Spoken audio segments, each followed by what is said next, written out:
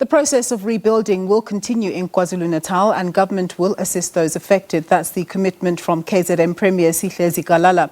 But he also says his government now has the added responsibility of increasing its efforts. This comes on the back of more rainfall in the province in the last few days. Zikalala and other officials visited parts of the province that have been affected by the latest rainfall. The Premier says his team is assessing the situation in order to ascertain the extent of the relief needed. At the same time, a search is underway in uMlazi township in Durban for a missing child. Hundreds of people have been evacuated to safety following the recent heavy rains. The province is still restoring damaged infrastructure and making plans to accommodate people that were displaced after last month's deadly floods. What was damaged are properties around Bluff in particular. Fortunately, there was no further damage in the industrial park where Toyota and other companies are located. We are saying fortunately because they sustain severe damage which will cost huge of money to repair. And we are thankful that no damage was done in their properties. The process of rebuilding is still going to continue as we initially planned. The only thing is that there will now be added responsibilities which will need to be undertaken. We already have teams that are assessing the damage in each and every area, and that will be incorporated in the reports that we had already compiled and submitted to the national government. The South African Weather Service is warning that the current floods are moving up the coast towards Richards Bay and Mkhanya Gude. SABC News reporter Vusi Khumalo is live and he joins us now. Thank you very much, Vusi, for joining us. Tell us what's happening where you are. Yes, good afternoon, Nompu. Yes, indeed, we are here not very far from Mkhanya Gude. We are at Sikalini area, which belongs to the city of uMlazi in northern parts of the province. As you may have heard that during the weekend the alert level of the weather was increased to 10. That was said by the weather service, the South African Weather Service, saying that the alert level of the weather in the province of KwaZulu-Natal, especially the north coast areas from Port Edward all the way to Kosi Bay, in uMhlabeyalingana, Maphumulo, Mandeni, KwaDukuza, uMdloti, as well as areas near uTongate and uMdloti, which was one of the hardest hit areas, one of the most affected area in terms of the latest floods that have hit the province of KwaZulu-Natal, especially Durban. So where we are is also one of those areas of which there was an alert from the South African Weather Service saying that this area from the coast, the storms will be seen up the coast to Kosi Bay, as where we are now at Richards Bay, at Sikaleni area. I'm with the district mayor of King Cetshwayo, Mr. Thamsanqa Ntuli, who's here to just to check on the extent of the damage in the areas. He has been visiting a number of areas just to ensure that there is assistance being provided to the communities that are the victims of the storms, and also the last month's storms that have also killed 4 people in this district alone. Let's talk to him now. Welcome, Mr. Ntuli. SABC News. Just tell us about the extent of the damage here. We know that this area was also hit by the latest. We know that last time there were 4 victims, 4 people who died as a result of the storms.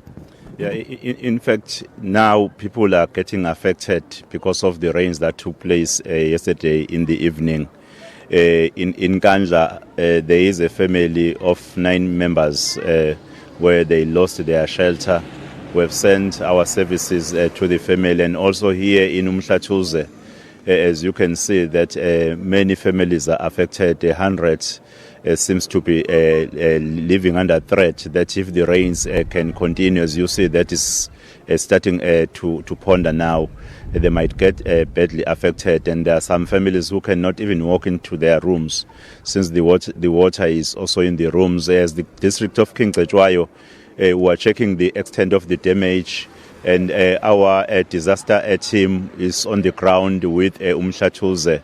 They are also on the ground to try and help the people, but we are cautioning the people that really they must be very careful of the places where they are, because this rain might affect them badly, as we have seen in other areas, and also previously here in Cetshwayo, where we lost some family members. The rain is even affecting the activities, economic activities, even the students. You can see the learners now have been released from school. They can't even go to school here where we are, KwaZulu-Natal, in next to H2, Eskawini.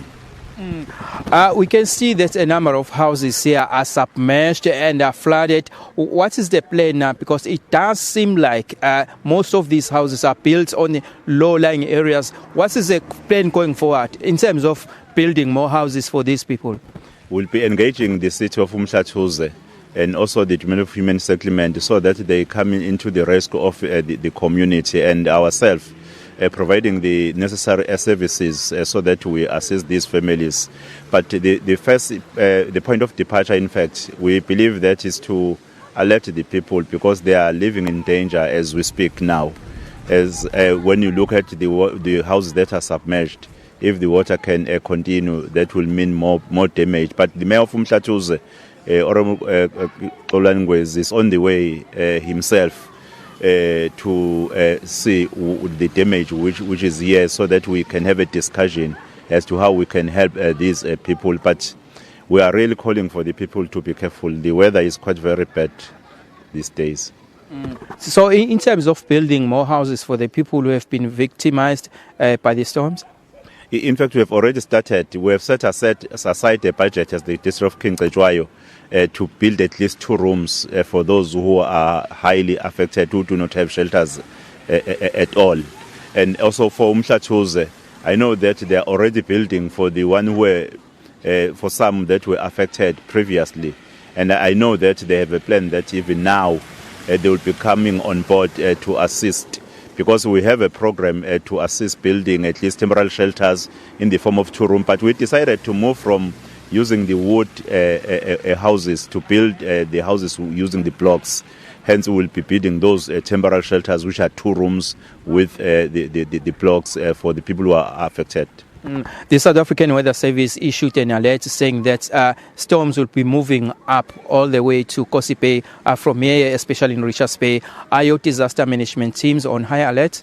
Definitely, they are on high alert. As I've indicated, that even now they are on the ground, since you cannot see them where I am, because they are all over, trying to assess the extent of the damage. At the same time, identifying the things that we can give to the people in order to rescue their situation.